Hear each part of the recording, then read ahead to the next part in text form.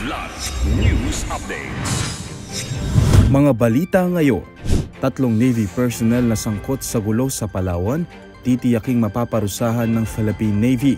Reservist Force candidate sa Pangasinan nakatanggap ng pagsasanay sa Philippine Army. Maagang work hours ng national government agencies, inirekomenda ng MMDA para maibsan ang trapiko.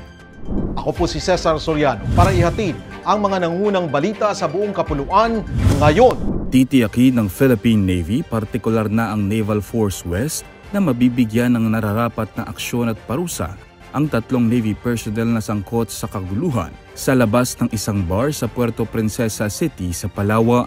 Sa isang pahayag, ipinabatid ng Naval Force West sa publiko na seryoso nilang tinutugunan ang naturang issue. Kasalukuyan rin umano silang nagsasagawa ng investigasyon para malaman ang buong detalye ng nangyari. Nangako ang Navy na makakaasa ang publiko na kanilang gagawin ang nararapat na aksyon base sa resulta ng investigasyon.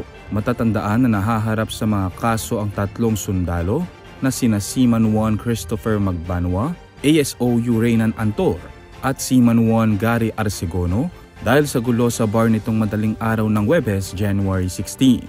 Base sa ulat, kanila rin umanong pinagdiskitahan ng rumespondeng tauhan ng Anti-Crime Task Force.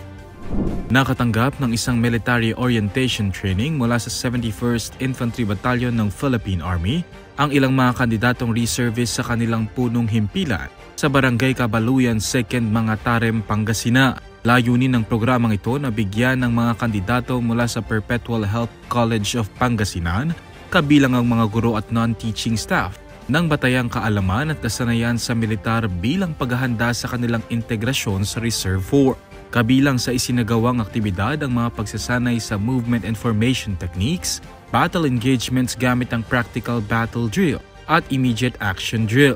Sa pamamagitan nito, nabigyan ng mga kandidato ng mas malalim na pag-unawa at pagpapahalaga sa mahalagang tungkulin ng Philippine Army. Iminungkahi ng Metropolitan Manila Development Authority o MMDA na isama ang National Government Agencies o NGA sa pagbabago ng work hours upang makatulong sa pagpapaluwag ng daloy ng trapiko sa Kalakhang, Maynila. Ayon kay MMDA Acting Chairman Romando Artes, nakita ang malaking ginhawa sa biyahe ng mga sasakyan at empleyado sa mga LGU na nagpatupad nito. Matatandaan na noong April 2024, naglabas ng resolusyon ng Metro Manila Council o MMC na nagtatakda ng bagong working hours para sa LGUs mula 7 AM hanggang 4 PM upang mabawasan ang pagsabay ng kanilang mga empleyado sa rush hour ng mga pribadong kumpanya. Diin ng MMDA kung maisasama ang mga NGA, mahigit 500,000 na mga empleyado ang hindi na makikisabay sa ibang commuter na makakatulong sa pampublikong transportasyon at maiibsan ng masikip na daloy ng trapiko.